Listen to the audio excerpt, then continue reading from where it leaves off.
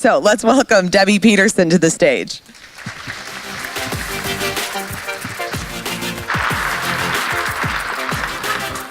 You're so welcome.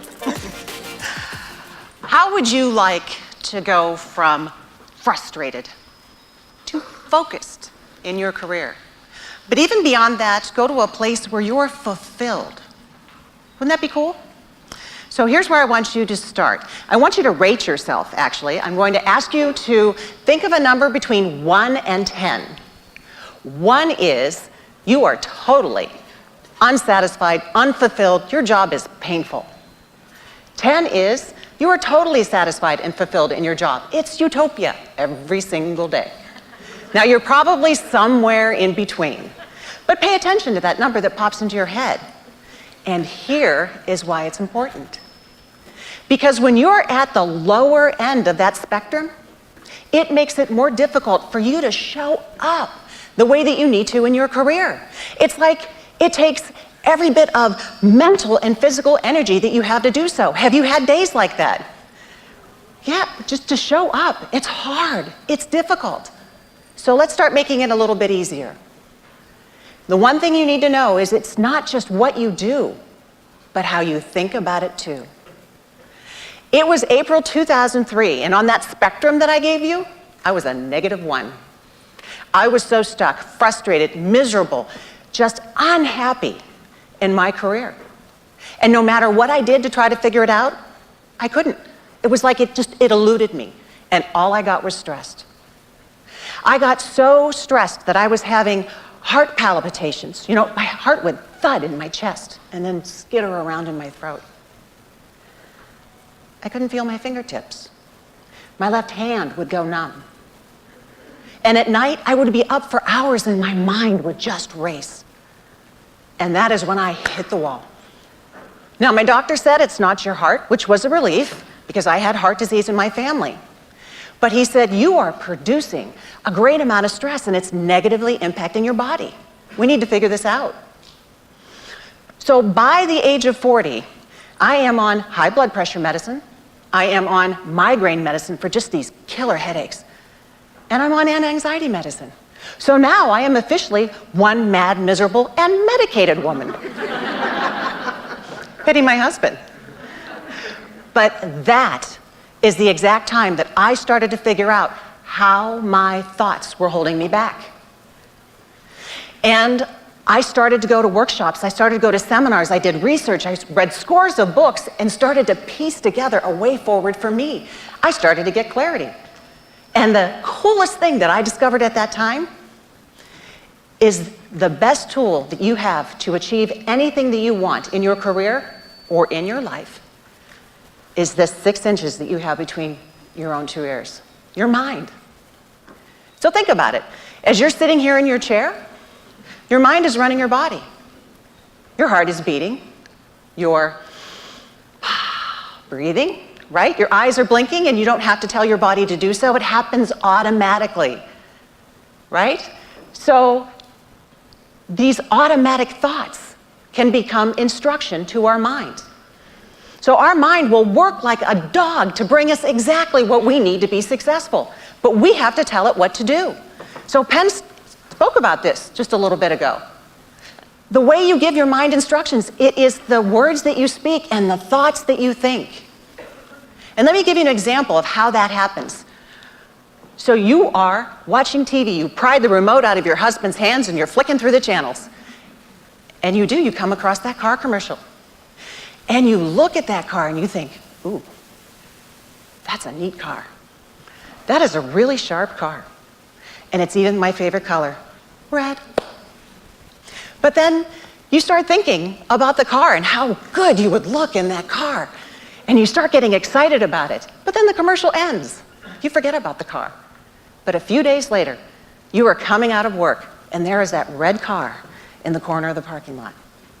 You're driving home and all of a sudden you see it in the bank teller line. You're pulling in your driveway, it's your neighbor's house 2 doors down. It's like that car is everywhere. And it is because you put it there. When you saw that commercial, when you paid attention to that commercial, when you had feelings about that car in the commercial, You gave instruction to your mind. This is what I want to find. So it is, like Penn said, it's called your reticular activating system. So imagine, with that ability to focus, what you can create for yourself in your career. How powerful would that be when you are in control of what you hold in your head instead of the other way around? But this mental clarity that we have access to, there are obstacles. And the biggest obstacle is us. We get in our own way with the way that we think. And one of the biggest ways that we sabotage our success is with our own limiting beliefs. Limiting beliefs. And the funny thing is, they start out as a decision that you make as a result of a negative event. So you do something and it turns out really wrong, goes bad, and you say, oh no, I can't do that, that's not for me. And that decision becomes instruction to your mind. This is what I want to find. And so it gets replicated, and each time it does, it becomes so ingrained that it becomes a full, unconscious belief about yourself that holds you back. So limiting beliefs are obstacles that we create. So let me give you an example. You have a job interview. You were so excited about this job interview. This was the job that you wanted, but you get up that morning and you head into the job interview, feeling a little nervous, feeling a little anxious. All of a sudden, to your own ears, it's like somebody else has showed up. You sound like an idiot. You can't answer the questions, even though you know the questions. Interview goes horribly. You don't get the job. I'm really sorry. But on that day, you made a decision. You just happened to be a teenager, and that was an interview for a movie theater. But throughout your career, that decision followed you. And every interview that you had got really nervous, didn't go well, didn't come out right, and it held you back in your career. Limiting decisions and limiting beliefs run automatically. I'm not good enough. I'm not talented enough. I can't do this. I can never be a manager, ask for a raise, whatever. They are the lies that you tell yourself. And as long as you allow them to continue, you allow them to define you.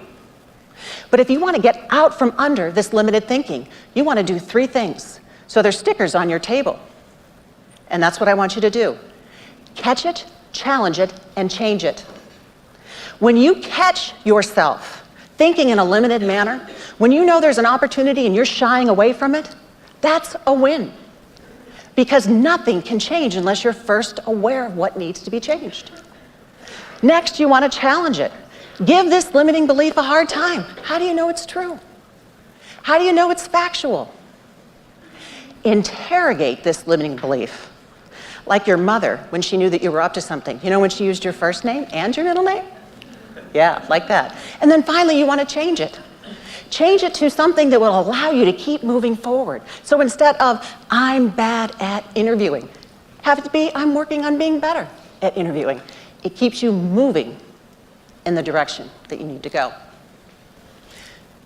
It has been a long time since 2003. But when I figured out how to harness the power of my thinking, my world changed. I no longer live in a world that requires medication. I no longer focus on everything as my responsibility. I focus on the right things for the right reasons. I learned how to step up for me. And that's what I want you to be able to do, to learn to step up, speak up, and show up for you. Because you have an opportunity to create value for yourself, to create value for your company, to create value for your industry. Because guess what? Your industry needs you. But just remember, it's not just what you do, but how you think about it too. I'm Debbie Peterson, and I help professionals accelerate their mindset and their results. Thank you.